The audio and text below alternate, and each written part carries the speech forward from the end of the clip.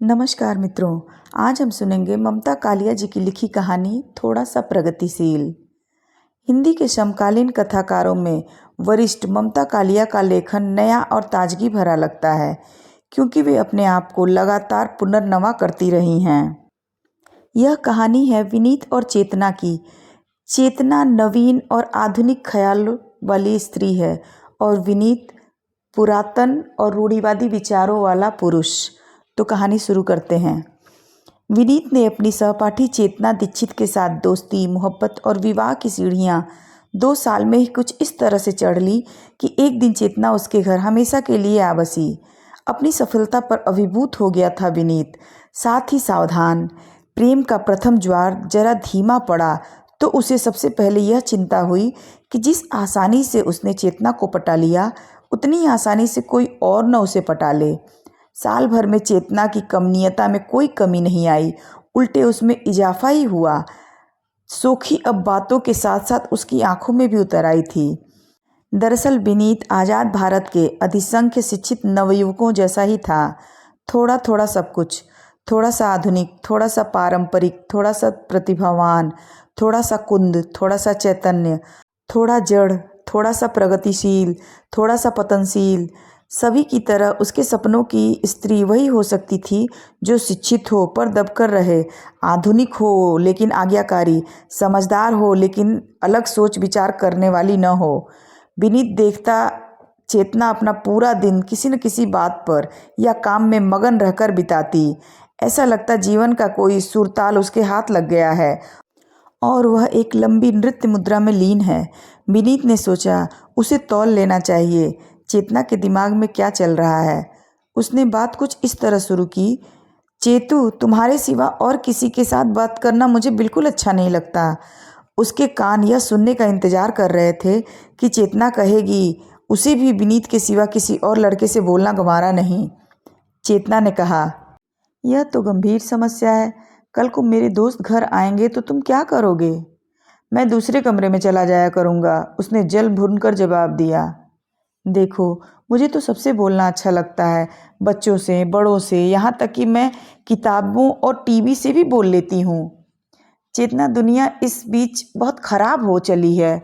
जब भी तुम किसी से बात करो एक फासले से बोला करो। लोग लड़कियों के खुलेपन का गलत मतलब निकालते हैं। निकालने दो, यह उनकी समस्या है, मेरी नहीं। चेतना ने कंधे उचका दिए। मकान में निचले कमरे खाली पड़े थे।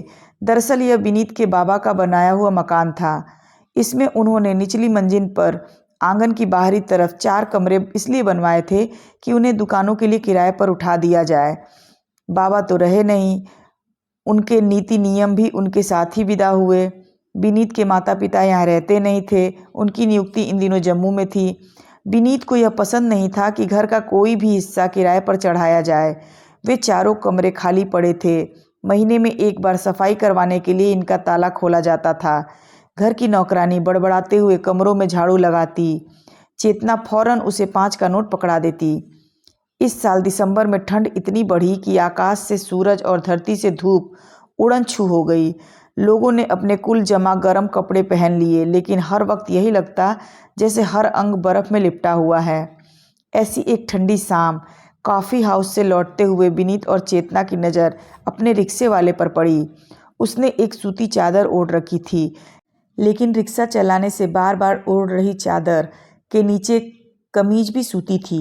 वे द्रवित हुए। विनीत ने कहा, घर में इतने पुराने गर्म कपड़े हैं, इसे 2-1 कपड़े दे दें?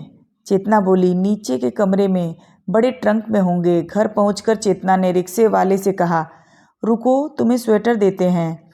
वह ऊपर से कमरे और बड़े ट्रंक की चाबियां लाई। ट्रंक में वाकई बाबा आदम के ज़माने के रजाई गद्दे और पुराने कपड़े भरे थे। उसने अच्छी हालत वाला एक गर्म कुर्ता और ऊनी चादर निकालकर रिक्शे वाले को दी। रिक्शे वाला उनसे घर पहुंचाने का किराया नहीं लेना चाहता था। वह बार बार हाथ जोड़ता, नहीं मालिक, आपने कई दिनों की मजूरी दे दी।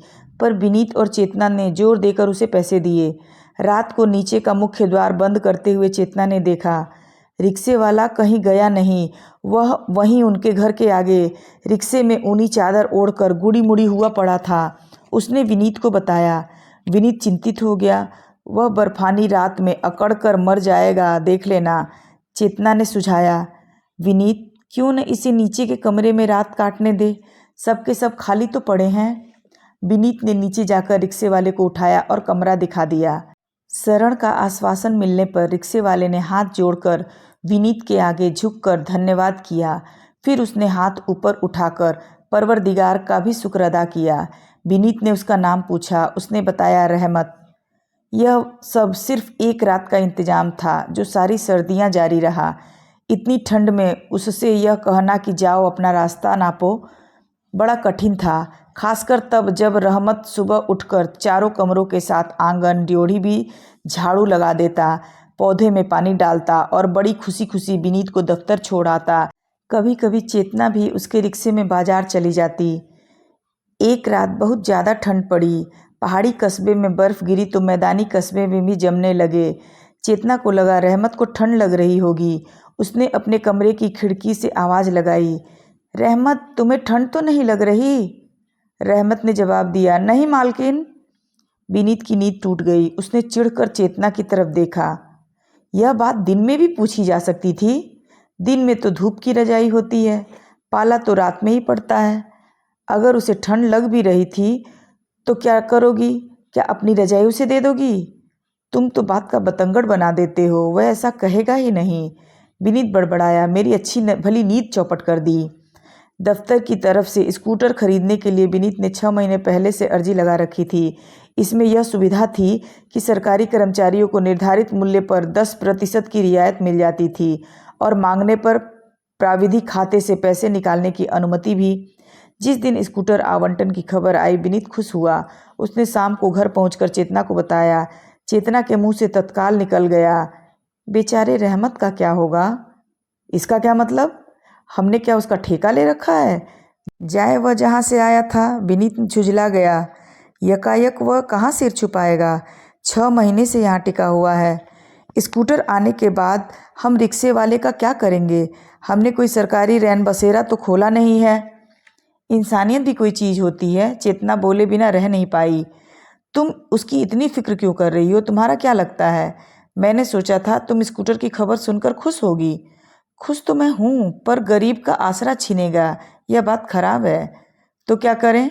क्या हम NGO खोल कर बैठ जाएं और अपने इलाके के सारे भूखे नंगों को शरण दें? इसके लिए बड़ा कलेजा चाहिए।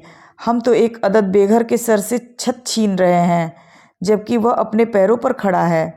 विनीत बहुत चिढ़ गया। उसने मन ही मन तय किया, आने दो आज रहमत को, उसे ऐसी झाड़ पिलाऊंगा कि खुद ही अपना बोरिया बिस्तरा उठाकर भाग जाएगा। यह चिढ़ केवल रिक्शे वाले तक सीमित न थी।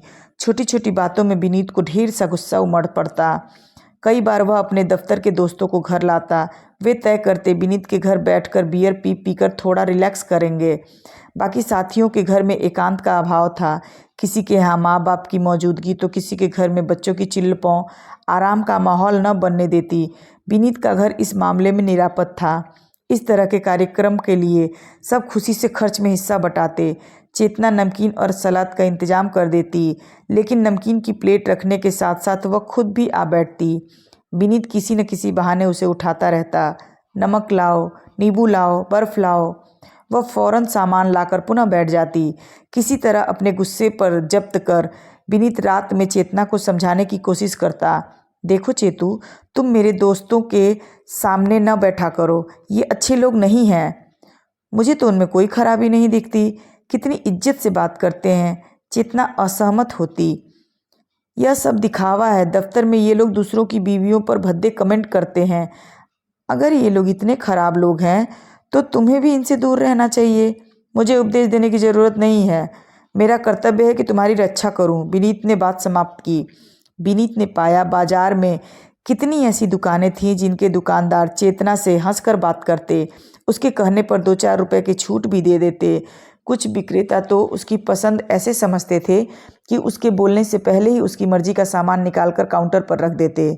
विनीत ने एक दिन कहा, चेतू, तुम क्यों बाजार जाकर परेशान होती हो? ऑफिस से वापस आते हुए मैं ही ला दूंगा जो लाना हो। तुम सुबह लिस्ट बनाकर मेरी जेब में रख दिया करो। अपने प्रेमी पति को तकलीफ नहीं देना चाहती थी चेतना, लेकिन उसे अपनी आज़ादी भी प्रिय थी। अब वह बिना विनीत को बताए दोपहर में बाजार के लिए निकल पड़ती। कई बार बिना कुछ लिए वापस लौट आती, पर बाहर निकलने का सुख अपनी जगह था। दुकानों में सजे सामानों का वह पत्र पत्रिकाओं में दिए गए सामानों से मिलान करती और मन ही मन तय करती कौन सी जगह पिछड़ी है और कौन सी अधुनातन। घर में आने वाले अखबार और पत्र पत्रिकाओं की संख्या मजे की थी। दोनों पढ़ने के शौकीन थे। विनीत जहाँ हर पत्रिका एक बार पलटकर सरसरी तौर पर पढ़ता, चेतना उसे अधोपांत पढ़ती रहती। उनमें प्रकाशित लेख, कहानी, कविता पर विचार करती और अपनी सहेलियों से या विनीत से उन पर चर्चा करती। विनीत कहता, देखो रचनाओं में तर्क से ज़्यादा तन्मयता देखी जाती है। चेतना कहती, तर्क के बिना जीवन में कुछ भी स्वीकार नहीं किया जा सकता, साहित्य भी नहीं। सहेलियां समझाती, तुम क्यों सारा दिन माथापच्ची करती हो, कहानियों में झूठ ही झूठ होता है। चेतना अपनी सहमति और असहमति व्यक्त करने में जरा देर न लगाती।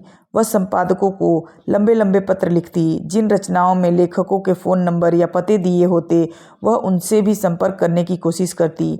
ज़्यादातर तो किसी का उत्तर नहीं आता, लेकिन हाँ, एक बार एक कहानी के लेखक ने उसे जवाब दिया। उसने बड़ी सादगी से चेतना के तर्क मान लिए और कहा, जहाँ तक मेरी बुद्धि की पहुँच थी मैंने कहानी लिखी, आप मुझसे ज़्यादा प्रखर हैं। पति पत्नी दोनों ने यह पत्र पढ़ा। दोनों की प्रतिक्रिया अलग अलग थी। विनीत ने कहा, कितना बड़ा लेखक है और कितना विनम्र, उसने तुम्हारे आगे हथियार डाल दिए। चेतना बोली, गलत विनीत, यह लेखक बड़ा चालाक है, उसने ऐसा लिखकर अपना पीछा छुड़ाया है। चलो छोड़ो यार, तुम्हें भी क्या पड़ी जो तुम लोगों को चिट्ठी लिखती फिरो या फ़ोन करो, कहानियाँ पढ़कर भूल जाने के लिए होती हैं।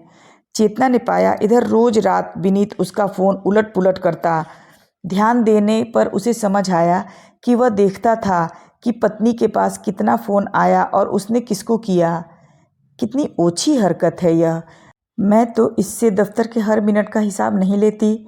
उसे महसूस हुआ चेतना का मन कुछ बुझ गया।